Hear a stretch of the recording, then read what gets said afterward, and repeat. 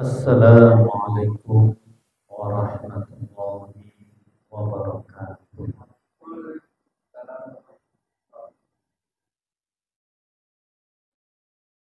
Alhamdulillahirabbil alamin wa bihi nasta'inu ala umurid dunya waddin. Wassalatu wassalamu ala asyrafil anbiya wal mursalin wa ala alihi wa ashabihi wa man tabi'ahum bi ihsanin ila yaumiddin, amma ba'du. Pertama-tama dan yang paling utama, mari kita selalu memanjatkan puja dan puji syukur kita kehadirat Allah Subhanahu wa taala yang malam hari ini kita masih diberikan kesempatan, kekuatan, kesehatan sehingga dapat bertemu kembali di majelis taklim, majelis ilmu yang setiap Ahad malam, ya, malam Seninnya kita mengadakan pengajian ini. Mudah-mudahan kita yang terpilih untuk hadir di majelis ini mendapatkan rahmat, mendapatkan pahala dari Allah Subhanahu wa taala yang berlimpah karena momennya pas di bulan Dzulhijjah yang kini sudah masuk berapa tadi? Tanggal 3 ya Pak ya? 3 tempat 281, 29, 30, 31 kali. Iya, 5 udah 5 kita ya, malam kelima. Jadi tak terasa yang 10 hari yang pertama ini kita sudah tinggal 5 hari. Ini adalah momen yang dimana amal-amal soleh kita lebih dicintai oleh Allah Subhanahu wa taala. Salawat serta salam kepada baginda kita Rasulullah sallallahu alaihi wasallam. Allahumma sholli wa sallim alaihi, yang dengan harapan kita selalu untuk mendapatkan syafaat beliau nantinya di hari kiamat kelak. Amin, amin ya rabbal alamin. Baik, Bapak Ibu jamaah yang dirahmati Allah, tema kita kajian tentang kurban. Sebelumnya mohon maaf karena seharusnya pekan yang lalu ya, tapi ini yang tidak ada istilah terlambat kalau kita mau belajar. Baik, kita mulai dari apa sih itu kurban. Jadi istilahnya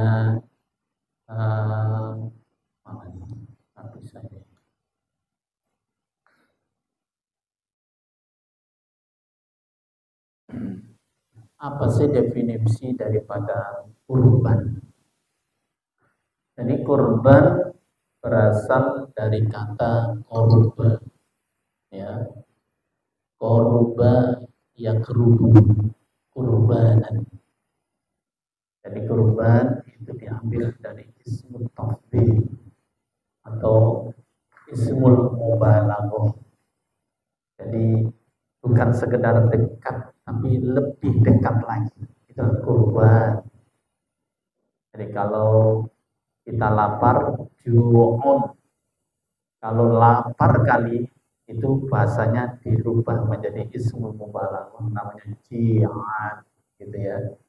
Jadi kurban itu juga berasal dari kata koruba yang artinya dekat, dan kurban itu sendiri dalam bahasa artinya adalah lebih dekat. Jadi kurban bukan menyembelih, beda ya. Jadi kurban dari kata koruba bukan menjadi, kalau menyembelih itu dabahan, ya. Amalan yang dilakukan untuk menambah kedekatan seseorang hamba dengan Tuhannya atau Allah. Jadi intinya bagaimana kalau kita itu dekat, lebih dekat gitu ya, mendekatkan diri kita dengan Allah, sehingga bagaimana supaya kita bisa mendekatkan diri, itulah kita perlu mengorbankan sebagian dari mungkin tenaga atau waktu, sehingga mengingatkan kita kisah-kisah para nabi yang ingin mendekatkan diri kepada Allah. Ada kisah Nabi Ayub, Nabi Yunus, Nabi Zakaria.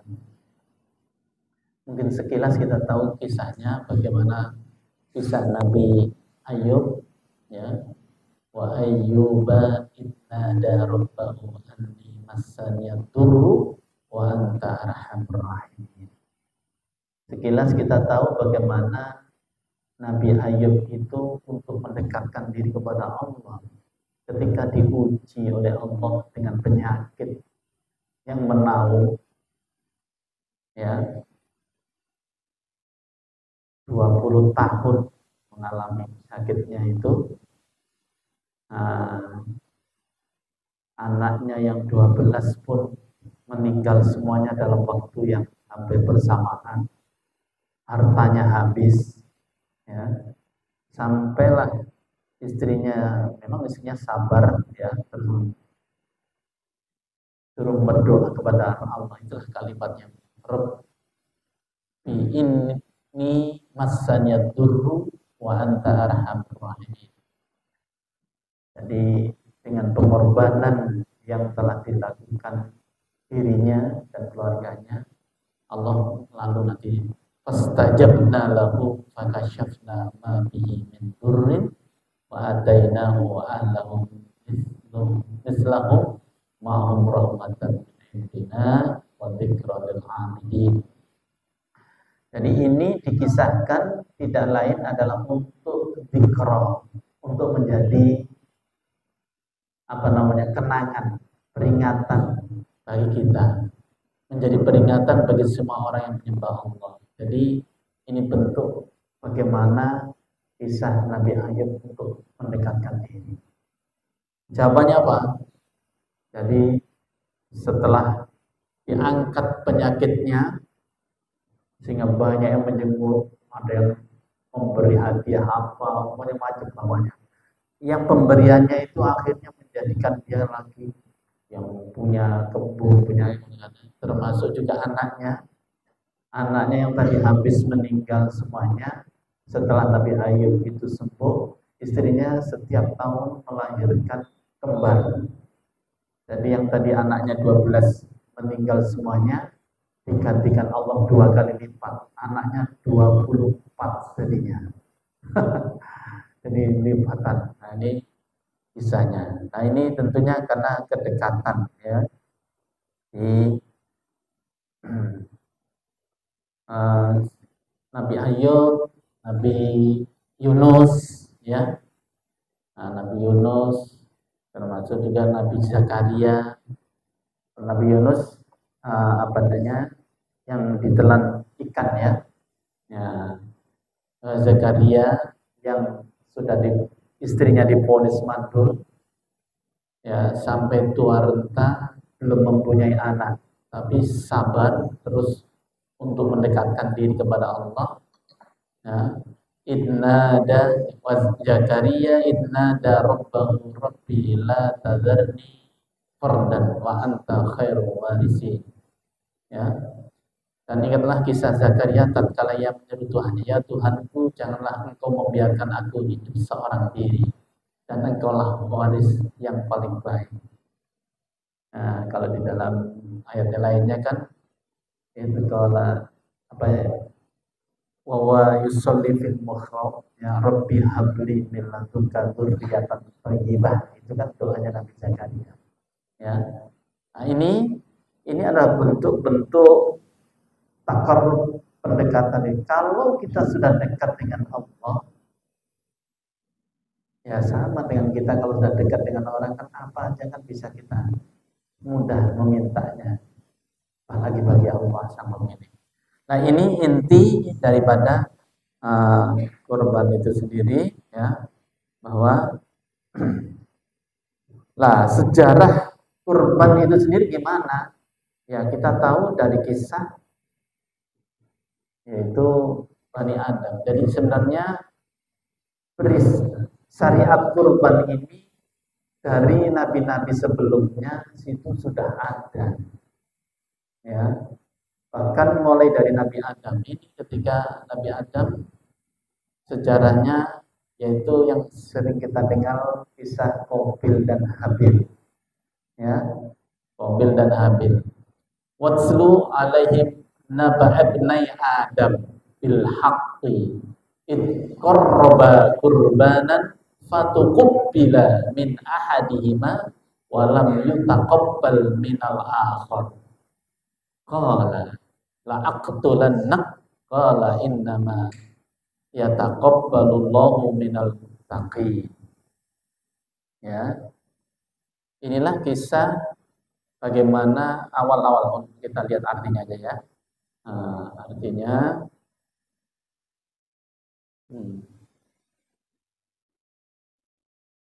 ceritakanlah kepada mereka kisah kedua putra Adam, yaitu Habil dan Qabil. Gimana caranya mengingat ini? Ingat ya, cara mengingatnya Qabil itu artinya kan menerima, tapi kenyataannya berlawanan dengan namanya. Yang korbannya tidak terima itu Qabil, yang diterima itu Habil.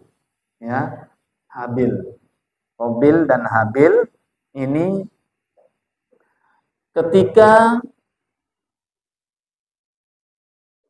bilhaq, ya, menurut yang sebenarnya, ketika keduanya mempersembahkan kurban, maka diterima dari salah seorang dari mereka, yaitu Habil, dan yang tidak diterima dari yang lain yaitu Qabil.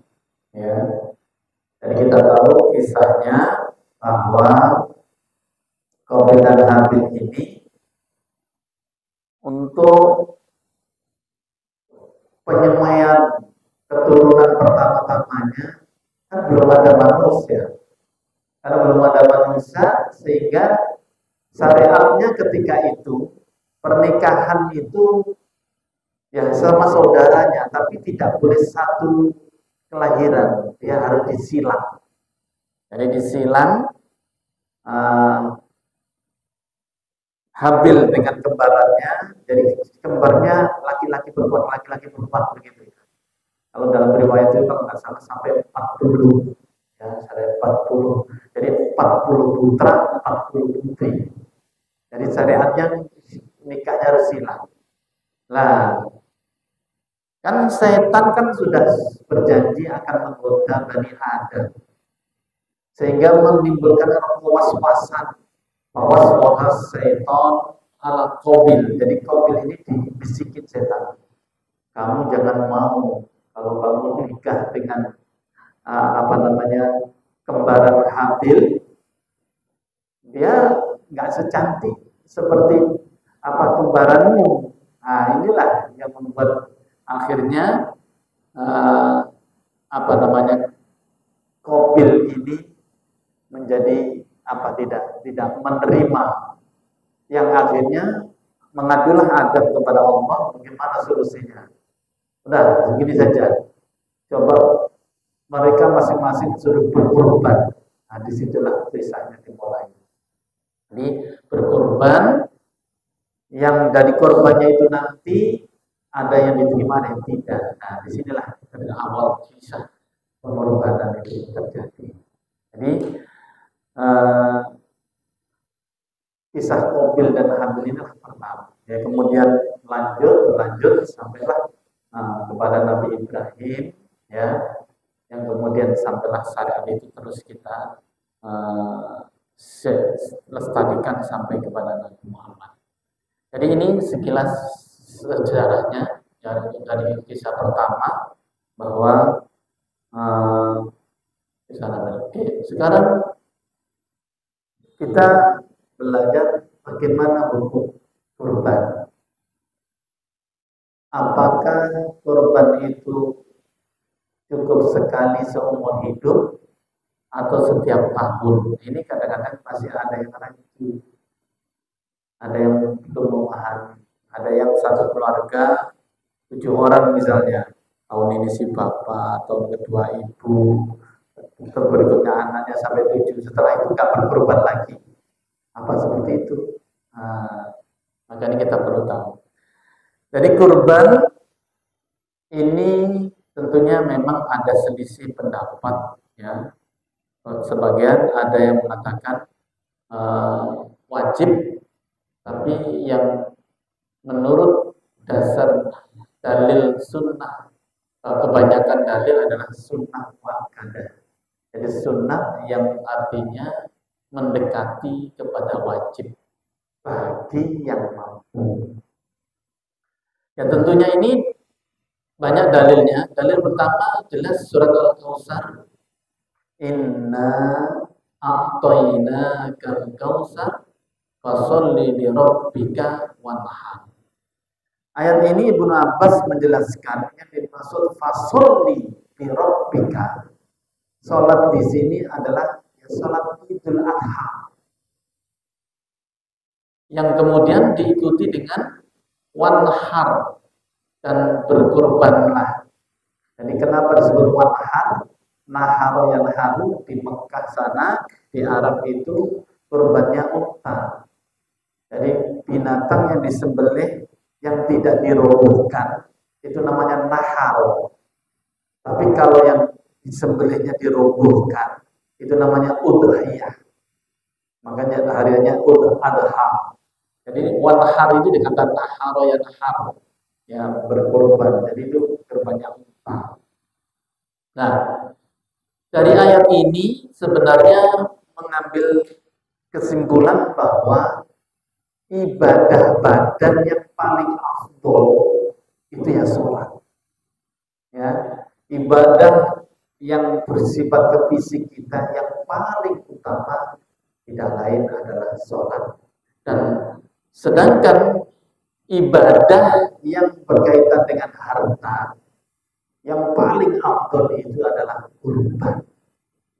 Makanya sedekah itu juga termasuk bagian mengorbankan sebagian harta kita kan. Jadi itu. Jadi dua amalan. Jadi sholat itu yang paling utama dan berkorban itu adalah yang paling utama dalam ibadah di luar badan kita atau yang berkaitan dengan harta kita. Nah ini. Karena kalimat ini wanhar adalah fi'il amr, al-amru lil wujub, maka ada yang mengatakan bahwa kurban itu bisa menjadi wajib bagi yang mampu. Gitu. Dalil-dalilnya tentunya banyak. Nah ini dalil Nabi yang nomor 2 hadis sering kita dengar mungkin. Mangkana lahu sa'atun walam yudhi fala yakrobanna musallana.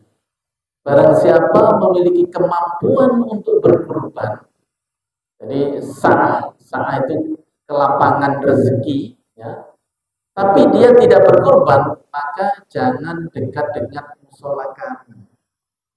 Gimana coba? Kita diusir oleh Nabi dari musola tempat sholat kita. Kalau yang mampu berkorban tapi tidak mampu berkorban. Nah ini menunjukkan bahwa kurban itu bukan sekedar sunnah, tapi sunnah muakkadah bahkan mendekati wajib, setengah wajib begitu. Jadi ini dalil kedua. Dalil berikutnya bahkan dikatakan yang ketiga dari Jundub bin Abdullah, dia menyatakan bahwa aku menyaksikan Rasul pada hari penyembelihan. Dia bersabda, "Man dabaha qabla ayyusalliya falyu'id makana akhir ukhra wa man lam yadbah falyadbah." Barang siapa yang menyembelih sebelum sholat Id, jadi harus didahului sholat Id dulu. Sebelum sholat Id nggak boleh. Maka hendaklah dia diulang penyembelihannya. Dan barang siapa yang belum menyembelih, maka hendaklah ia menyembelih sekarang. Ini menunjukkan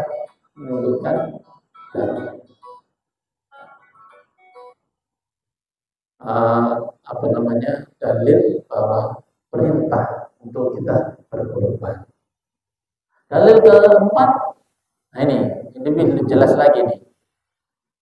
Diterima dari Mikhnaf bin Sulaim bahwa mendengar Rasulullah pada waktu khutbah haji wada. Nabi bersabda, ala ahli kulli baitin fi kulli amin udhiyatun wa atiratun. Atadruna mal atira? Hadhihi allati yaqulu anha an-nasu ar-rajabiyah. Bagi setiap satu keluarga di setiap tahun wajib melakukan udhiyah. Udhiyah itu kurban. Dan atirah. Tahukah kalian apa itu atirah? Atirah itu adalah apa yang oleh orang sekarang disebut dengan sebutan rojabiyah, yaitu sembelihan yang dilakukan di bulan Rajab. Tapi Imam Ibnu Katsir mengatakan dalam kitab Jamil Usul mengatakan bahwa rojabiyah ini sudah mansukh, artinya dihapus. Jadi nggak ada lagi sembelihan di bulan Rajab. Ya, hanya diwajibkan pada awal-awal Islam aja dulu. Tetapi kewajiban udhiyah atau kurban itu tidak ada yang dimansuhkan. Jadi mansuh itu hanya dihapus hukum tentang atirah itu yang di bulan Rajab.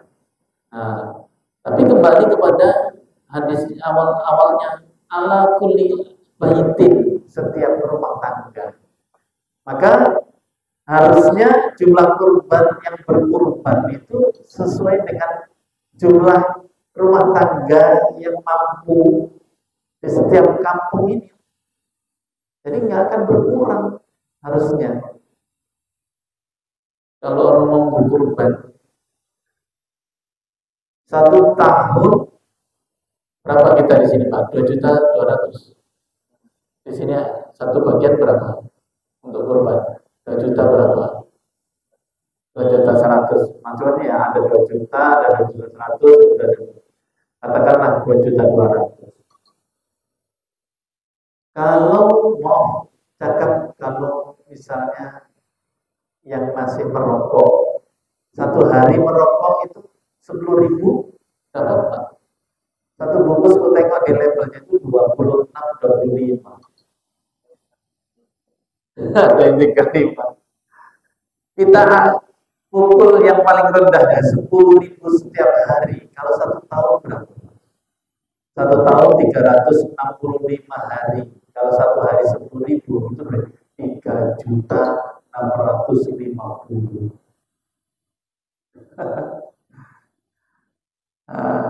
Makanya yang ngerokok setiap hari berarti wajib kurban ya. Lebih dari 3.650.000 1 tahun. Padahal kita cuma 2.100.000, 2 juta. Ya paling keras 2.500.000. Berarti harusnya yang berkorban itu setiap tahun banyak.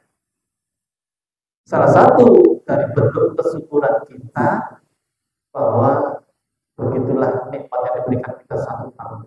Itu kita mengajak diri kita 1 tahun, masa masih berhitung lagi. Ayo nanti kalau hari ini kita belum membudaya, ayo kita budayakan nanti. Ya, kalau tidak ada cicilan dari setiap bulan memang berat. Tapi kalau kita cicil setiap bulan 200, 1 tahun aja udah 10 bulan kan 2 juta. Tinggal tambahlah nanti kalau boleh kan gitu ya. Jadi tergantung niat. Inilah bedanya. Kalau kurban banyak orang mampu tapi tidak mau melakukan. Beda dengan poligami. Nggak mampu mau melakukan. Jadi kalau kurban banyak yang mampu tapi kadang-kadang masih kan untuk berkurban. Ya. Jadi ingat, kurban ini bukan seumur hidup, tapi setiap tahun. Likulli amin, setiap tahun. Nabi semenjak di Madinah sampai beliau meninggal itu tidak pernah tidak berkurban setiap tahunnya, yaitu 2 ekor kambing, satu untuk keluarga Muhammad dan untuk Muhammad dan keluarganya, satu lagi untuk umatnya setiap tahun. Jadi ingat, ini ibadah kurban bukan ibadah pribadi, tapi ini ibadah jamaah satu keluarga, maka tidak perlu digilir. Ya khusus, misalnya saya Ahmad Basori, yang kami sebut kami Bani Basori, dan niatkan kurban atas nama keluarga saya dan semuanya, itu akan mendapatkan pahalanya juga. Tidak mesti harus diurut per orang, dan ini untuk semuanya. Ya, jadi setiap tahun, bukan seumur hidup, bagi yang mampu tentunya. Jadi ini tentang kurban, hukum daripada kurban itu. Lalu ini sekarang ini yang sering menjadi polemik ini, sebagian masjid masih ada yang tradisinya mengambil bagian daripada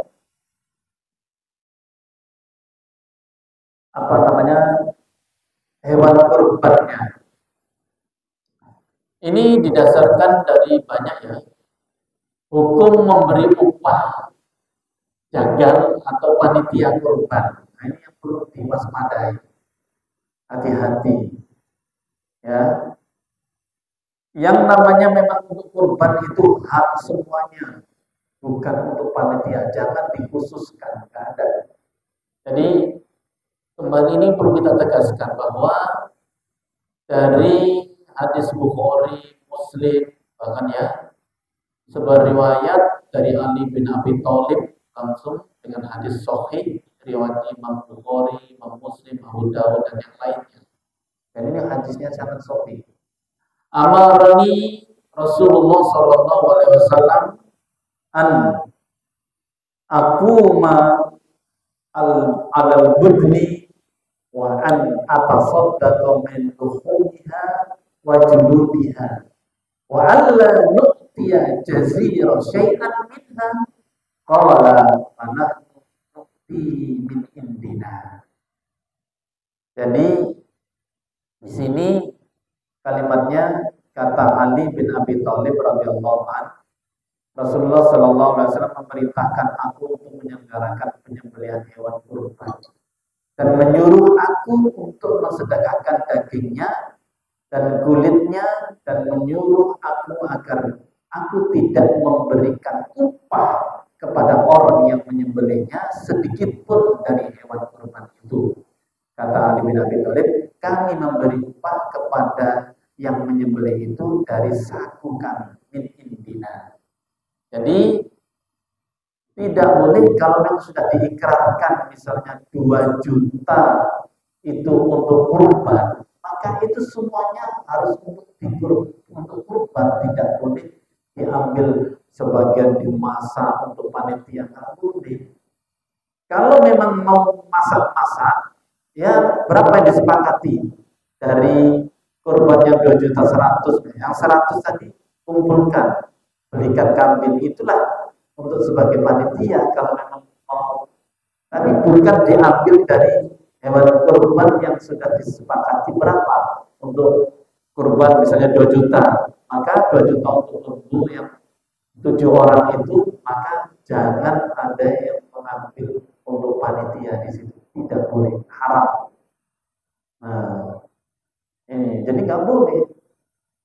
Kalau kita mau memberi upah boleh, tapi itu bukan dari situ, ya, dari kantong sendiri.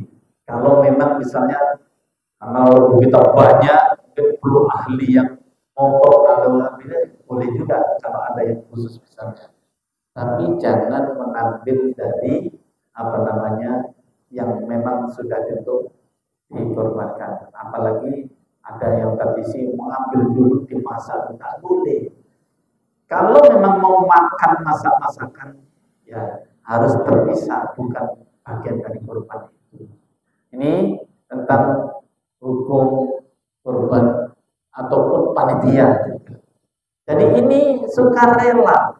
Panitia itu adalah perpanjangan. Sebenarnya kurban itu kan sejarahnya para sahabat dulu ya menyembelih sendiri kemudian dikalikan gitu. Jadi kalau sekarang ada panitia, itu panitia itu hanya perpanjangan amanah dari orang yang berkorban itu sendiri. Nah, itu pun sifatnya adalah sukarela, tidak minta upah atau minta bagian atau diberikan karena panitianya apa ya. Memang ini adalah ibadah untuk sosial sebenarnya gitu intinya. Ini tentang hukum ini. Kemudian pembagian daging kurban, ya berdasarkan ini itulah muncul kalimat sepertiga nantinya. Jadi yang berkorban itu dibolehkan untuk mengambil ya. Wal budnu ja'alnaha lakum min sya'airillah lakum fiha khairun fadhkuru smallah 'alaiha shawab.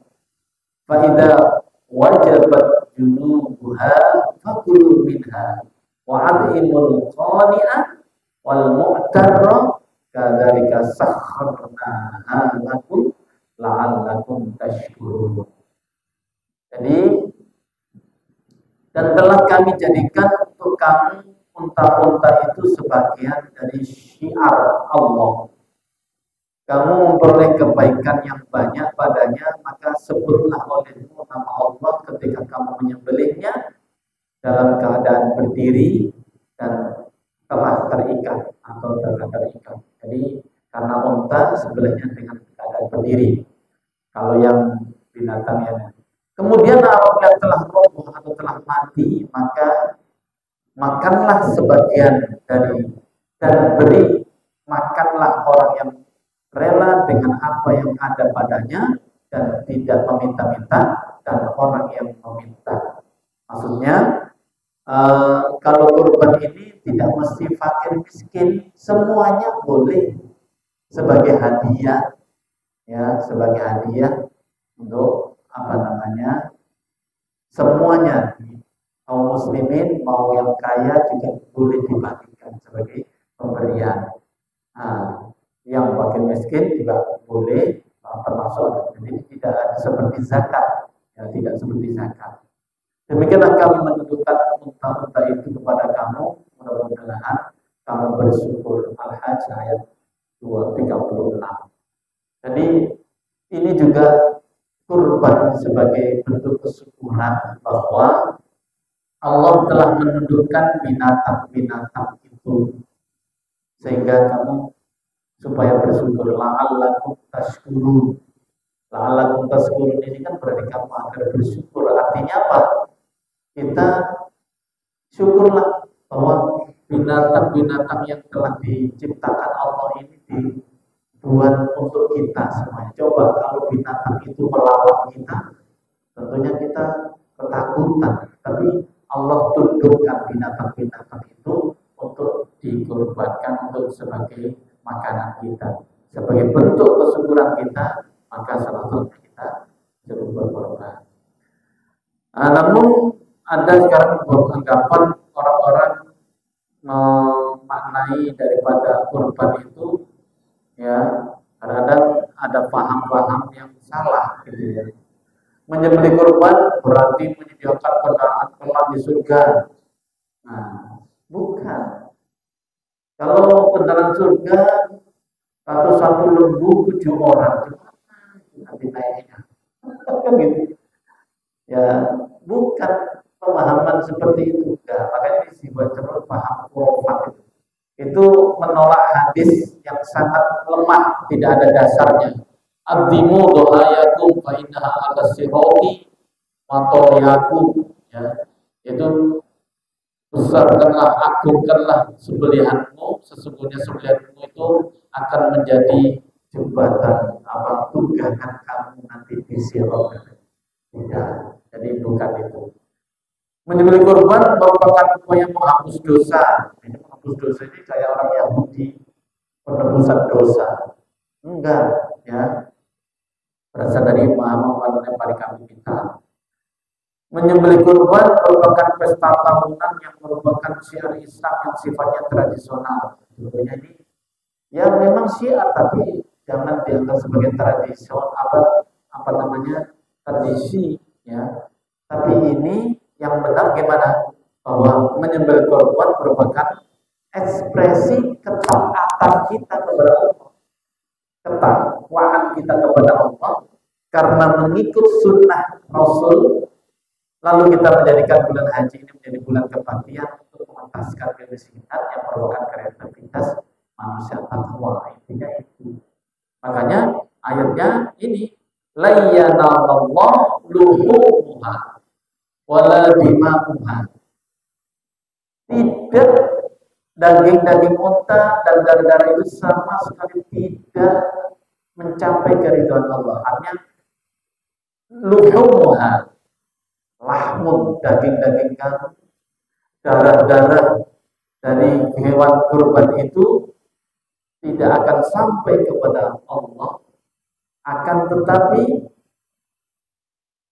yanaluhu taqwa minkum, yang akan sampai adalah ketakwaan kami. Jadi bentuk ketakwaan kita kepada Allah sehingga kita mau berkorban itu yang menjadi milik tersendiri. Jadi bukan penyerahan apa istilahnya pengorbanan dagingnya atau darahnya, itu bukan itu. Makanya kadang-kadang ada yang sirik apa itu kalau jualan sudah laris apa namanya semakannya dilempar di jalan, itu namanya kalau pengorbanan dalam Islam bukan batin begitu. Pengorbanan Islam justru dibagi, bukan ayam dilempar di jembatan terus supaya selamat. Bukan pengorbanan. Pengorbanan dalam Islam ada syariatnya bahwa pengorbanan yang diberikan itu ya memang diberikan, dibagi-bagikan kepada orang lain, bukan untuk benda, untuk jembatan sebagai semacam sesajen gitu. Ya itu nanti kayak pekong atau nah, bukan begitu. Syariat Islam tidak seperti itu. Jadi ini nanti mungkin akan ada banyak pertanyaan mungkin ya. Namun sebelum kita terakhir, kita ingatkan kembali ini sudah tanggal 5 menjelang 5. Jadi hadis yang mengingatkan kita di bulan ini, ma min ayyamin al-amal soleh fihinna ahabbu ilallah fi hadil ayyam asr. Jadi 10 hari yang pertama ini kita ada satu amalan. Dan puncaknya amal yang terbaik yang kurban. Di sini amal soleh ya, amal soleh berarti tidak mesti puasa. Ya puasa salah satu daripada amal soleh. Ya bisa baca Quran, bisa banyak sedekah. Ya. Jadi ini bahkan nilai amal soleh di 10 hari pertama ini sampai Idul Adha nanti itu lebih daripada jihad fisabilillah. Walau jihad fisabilillah kata Rasul. Tidak juga seperti jihad fisabilillah, kecuali orang yang jihad itu dengan hartanya dan jiwanya yang sampai dia gugur di medan perang, itu baru tidak tertandingi amal soleh kita. Artinya sholat yang kita lakukan, sholat sunnah yang kita lakukan di hari 10 hari ini luar biasa. Tadi siang panas, memang kayak puasa Ramadan betul-betul terjadi tantangan karena nilainya besar. Panasnya bukan winternya, malamnya hujan, ya kan? Seperti itulah. Jadi memang berat untuk puasa ya. Nah, kalaupun tidak puasa dari tanggal 1 kemarin, paling tidak jangan lewatkan nanti puasa 9, yaitu puasa Arafah. Kalau nggak bisa dari tanggal 1 kemarin, nanti tanggal 9 Dzulhijjah, nanti hari Kamis, pas hari Kamis itu. Kalau kita sudah ditentukan pemerintah tanggal 6 kan hari Jumat, hari Kamisnya Nabi mengatakan siyamu yaumi Arafah ahtasibu 'ala Allahi ayyukaffiru as-sanata allati qablahu was-sanata allati ba'dahu. Jadi kalau puasa Arafah itu 1 tahun yang lalu dan 1 tahun akan datang diampunkan dosa-dosa kita. Sedangkan nanti di bulan Muharram, wasiyamu yaumi Asyura ahtasibu 'ala Allahi ay yukaffira sanata allati qablahu. Sedangkan nanti puasa 10 Asyura dan kata Asyura di bulan Muharram nantinya. Jadi setelah bulan ini Dzulhijjah, ini akhir tahun, akan masuk tahun baru Hijriah 1447, itu nanti masuk Muharram. Nah, di 10 Muharramnya itu juga ada syariat puasa, namanya puasa Asyura. Itu halanya menghapuskan dosa setahun yang lalu. Hadis riwayat Muslim. Jadi ini untuk sama-sama kita, ayo kita raih 5 hari berikut ini, ya.